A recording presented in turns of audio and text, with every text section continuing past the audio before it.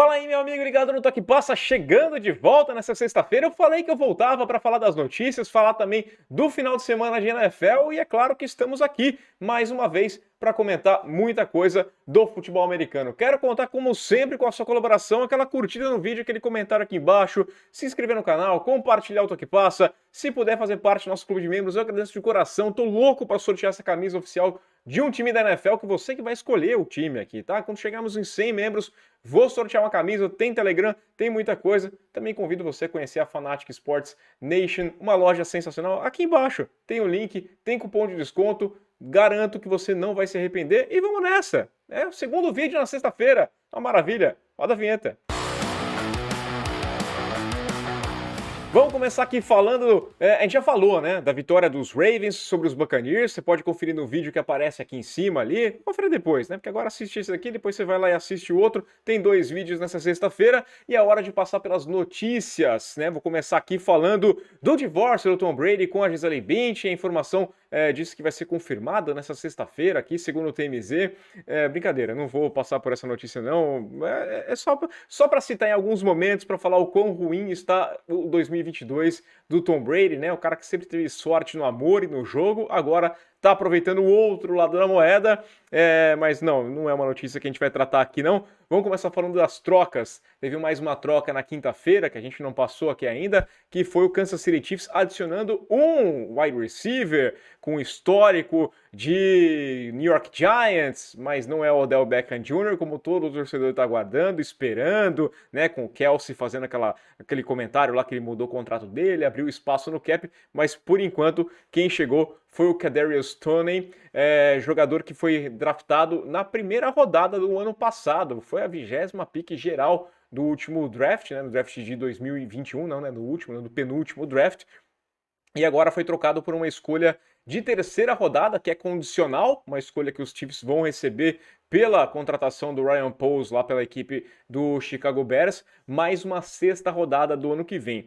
Do ponto de vista dos Chiefs, eu gostei. Na verdade, acho que todo mundo sai ganhando nessa, tá? Eu gostei dessa troca no geral. O Kadarius pode ser um bom jogador se mantiver saudável, o que esse é o grande X da questão. Pode ser um problema, porque, cara, das 24 partidas que a equipe dos Giants fez desde que ele foi draftado, ele esteve à disposição em 12. Teve Covid, lesão, problema aqui, problema lá, começou a temporada machucado, jogou muito pouco. Foram 10 partidas do ano passado, com 39 recepções em 57 targets, 420 jardas, uma média aí de 10,8 jardas por recepção. Nesse ano jogou apenas 2 partidas, 3 targets, nenhuma jarda conquistada, 2 recepções. Não anotou seu primeiro touchdown na liga ainda, o que é bastante estranho, né, para um wide receiver, para um cara de primeira rodada. Você fala que é um flop, que é muito ruim, que não tem, né, qualidade nessa aqui, mas, cara, vamos pensar na parte interessante dos Chiefs, né? Eles pegam um jogador que no ano passado, quando ele foi draftado, eu não critiquei. Eu achava uma escolha interessante da equipe dos Giants, que precisava reforçar esse grupo de recebedores. Parecia uma opção interessante vindo do college football, né? Um bom corredor de rotas, um cara com tamanho, com capacidade de buscar em profundidade, mas que não rendeu. Custou uma primeira rodada para os Giants no ano passado e agora é uma terceira condicional, uma pick extra que vem para você, uma sexta rodada, muda muito pouca coisa, e se der certo, pode ajudar muito, né, esse grupo de recebedores lá do Patrick Mahomes. Então, fica barato, né? Acho que vale como um teste, contrato de calouro. Se não der certo, você manda embora, não vai ter grandes problemas assim, não. Acho que sai um preço justo. Para os Giants, também não é de todo ruim. Mas custou uma primeira rodada. Tá, mas não tá dando certo, não tá funcionando, né? O grupo de recebedores dos Giants não é dos melhores da liga. Aliás, é um dos mais fracos da NFL. Só que o Toney estava lá e não estava fazendo nada para melhorar isso. Agora, não mudava muita coisa, você aumenta o seu capital de draft, né? Pode acabar se arrependendo lá na frente, o Mahomes pode fazer do Toney um grande jogador, um astro, pode, mas neste momento não faz diferença para a equipe dos Giants. O time tá 6-1 dos Giants, é isso que tem que colocar na cabeça também, né? Tá 6-1, tá com uma campanha maravilhosa, Mas não é um time para ganhar o Super Bowl nesse ano. É o primeiro ano da reconstrução ainda do Devil. É um ótimo primeiro ano, mas não é. Já tem torcedor imaginando. Pode ser, se ganhar também ótimo, não tem problema nenhum. Mas não ia ser o Tony que ia mudar esse cenário. Então, junta mais escolhas para o próximo draft. Trabalha numa boa, acho que acaba dando certo. E pro Tony também é uma boa, porque ele vai ter novos ares, né? Às vezes não tá rolando lá. Receber passe do Daniel Jones é diferente de receber do Mahomes. Pode ser que ele funcione na equipe do Kansas City Chiefs. A gente vai aguardar.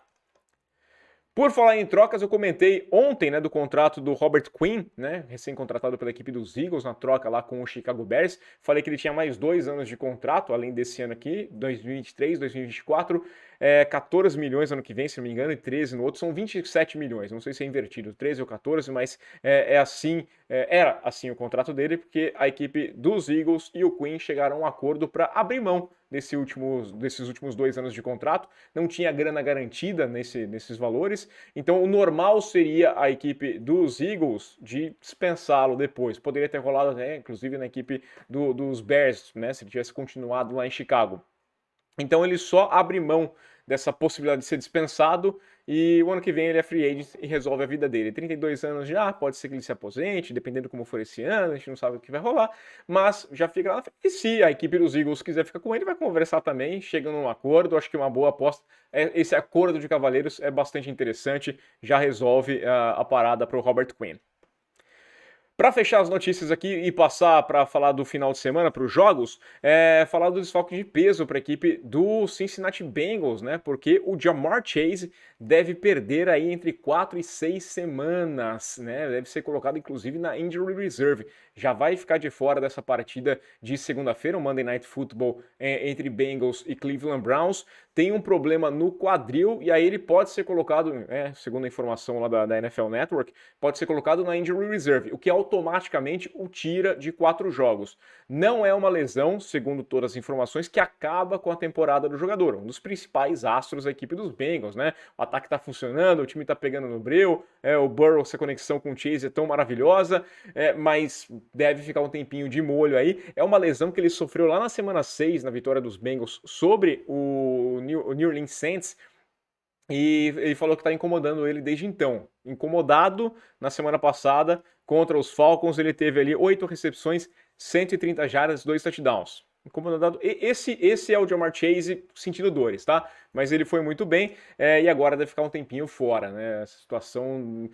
O melhor das hipóteses, né? O melhor dos cenários para a equipe dos Bengals é saber que não é uma lesão que tira o jogador da temporada. É um problema melhor deixar de molho nesse momento. Você tem lá o T. Higgins, você tem o Tyler Boyd, deve ser o suficiente para o Joe Burrow continuar levando esse time adiante. A equipe dos Bengals eu vejo com um bom cenário, tem uma briga interessante com os Ravens lá pelo título da divisão, mas deve chegar nos playoffs, e aí se chegar nos playoffs com o Chase em condições plenas, tá ótimo. Até porque, né, se perder 4 semanas, se ficar fora de fato, se recuperar bem, 4 a 6 semanas, ainda volta no finalzinho da temporada e consegue dar aquele ganho a mais. Tem um grupo de recebedores dos melhores da liga, ao contrário do que acontecia lá com os Giants, e agora eu acho que é ruim a notícia, mas menos pior, que não é algo que tira o jogador do restante de 2022. Agora sim, vamos passar lá pelos jogos, como a gente faz tradicionalmente às sextas-feiras, né? Lembrando que quem é membro do canal tem lá os posts e eu faço uma postagem só para quem é membro, falando os meus palpites para essa semana. Semana passada eu acertei acho que 8 dos jogos, 8 dos vencedores.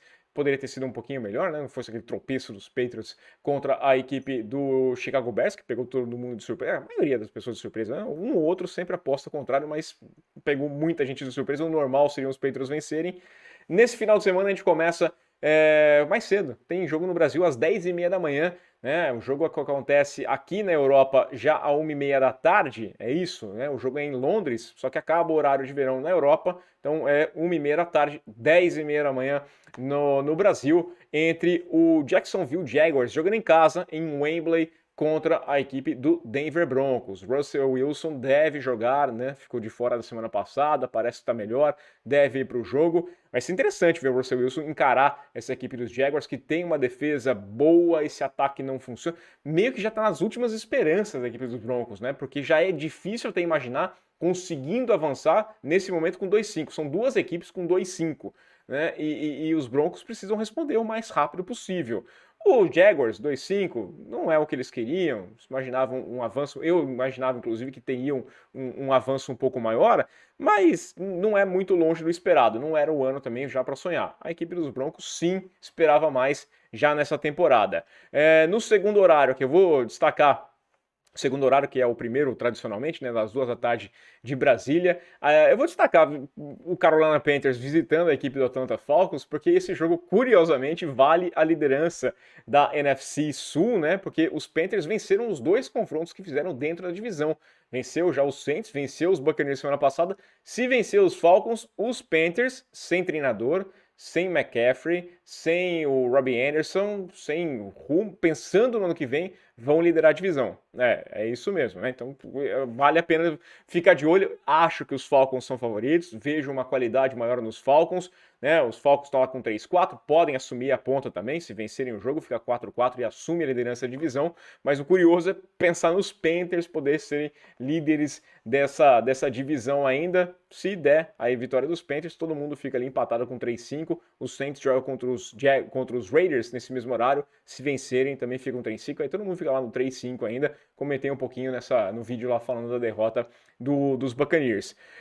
Nesse horário ainda vou fazer o meu merchan, estarei na tela da ESPN 3 para comentar o jogo entre New England Patriots e New York Jets, o jogo que acontece lá em East Rutherford, em Nova York. É muito interessante esse jogo, né? A rivalidade, é uma freguesia nos últimos anos da equipe dos Jets, né, que perde demais para a equipe dos Patriots, mas nesse ano o cenário seria previsível o contrário. Os Jets com uma campanha muito melhor, os Jets encantando, os Jets são em 5-2, os Patriots 3-4, mas tem essa situação ruim dos Jets. Eu quero ver como eles vão responder sem o Elijah Vera Tucker e sem o Breece Hall. Acabou a temporada para os dois, foram colocados na injury reserve, lesões graves, não vão jogar mais. E esses dois caras eram muito importantes para o ataque. Davam um grande respiro para o Zach Wilson. Proteção para o Zach Wilson com o Elijah Vera Tucker e a qualidade do Breece Hall, o melhor jogador calouro da temporada, sem sombra de dúvidas, que está fora aí com problema no joelho e vai mudar muita coisa. Então pode ser um ganho pro Bill Belichick, né, que gosta de pegar os Jets um pouquinho desestruturado e sabe com certeza parar o Zach Wilson, e os Patriots devem ter o Mac Jones de volta, né? Essa informação o Bill Belichick deixou meio que claro aí que vai ser o Mac Jones o quarterback titular de novo. Essa situação toda a gente tem que ver, vai colocar o Bailey Zappe no meio do jogo também. Mais uma vez estarei na tela da ESPN 3 comentando essa partida. No mesmo horário, inclusive eu tô olhando aqui na ESPN 2 no Star Plus, tem outro jogo que vale muito a pena você assistir, que é o Philadelphia Eagles, né? Recebendo a equipe do Pittsburgh Steelers. Esse jogo vale a pena ver porque você tem o único time invicto, né? Os Eagles venceram seus 6 jogos na temporada, vem do bye e devem encarar os Steelers talvez com o TJ Watt, que foi ativado, estava na injury reserve, foi ativado, pode ir para esse jogo, vale a pena conferir, né? O Pickett teve uma partida um pouquinho interessante. Quero ver se os Eagles também vão ter aquela dormida que acontece também nos terceiros períodos, se vai ter aquele problema de não jogar muito bem no segundo tempo. Vale a pena assistir. No segundo horário, às 5h25 da tarde, tem 2 bons jogos que valem muito a pena ver. Os 2 jogos estarão, inclusive, na tela da ESPN, porque nós temos ali o San Francisco 49ers visitando o Los Angeles Rams, reedição da última final da NFC. 49ers 3-4, Rams 3-3, quase que um duelo de vida ou morte para essas duas equipes, né? O cenário é incrível, como se ficar 3-5, complica muito para os 49ers, se ficar 3-4, os Rams podem se atrapalhar, essa divisão fica maluca de novo, muita confusão ali nessa NFC Oeste, com os Seahawks liderando com 4-3, então ninguém pode tropeçar, porque nesse mesmo horário você tem a equipe do Seattle Seahawks recebendo os Giants. 2 das maiores surpresas, as boas surpresas dessa temporada, se enfrentam às 5h25 também, né, no horário de Brasília, e são jogos que acabam conversando, porque é claro que os 49ers e os Rams vão estar lá secando, torcendo para os Giants contra o Seahawks, ao mesmo tempo que tem que pensar também numa possibilidade de vaga de wild card, então uma derrota dos Giants não é tão ruim assim, mas é melhor pensar na divisão. Então é bem legal você assistir essas duas partidas, são jogos bem interessantes no segundo horário. E o Sunday Night Football é imperdível.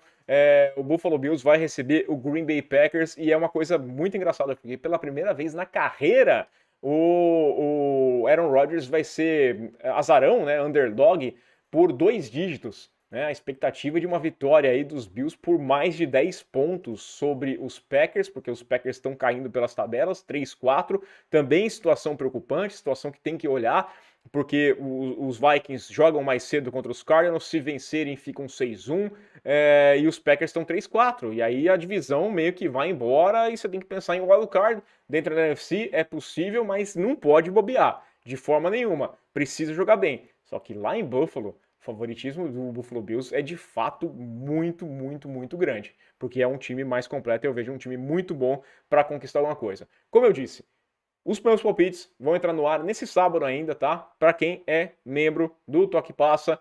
Se você não é ainda, quiser ser membro, dá uma conferida aqui no botão, que não é um valor tão caro, você pode colaborar para a gente manter vivo esse trabalho e a gente volta na segunda-feira para comentar muito mais. Conto com a audiência do pessoal, todo mundo aqui lá na ESPN 3 a partir das 2 da tarde de Brasília, ESPN 3 com Patriots e Jets, e segunda-feira aqui no Toque Passa para a gente repassar essa semana da NFL.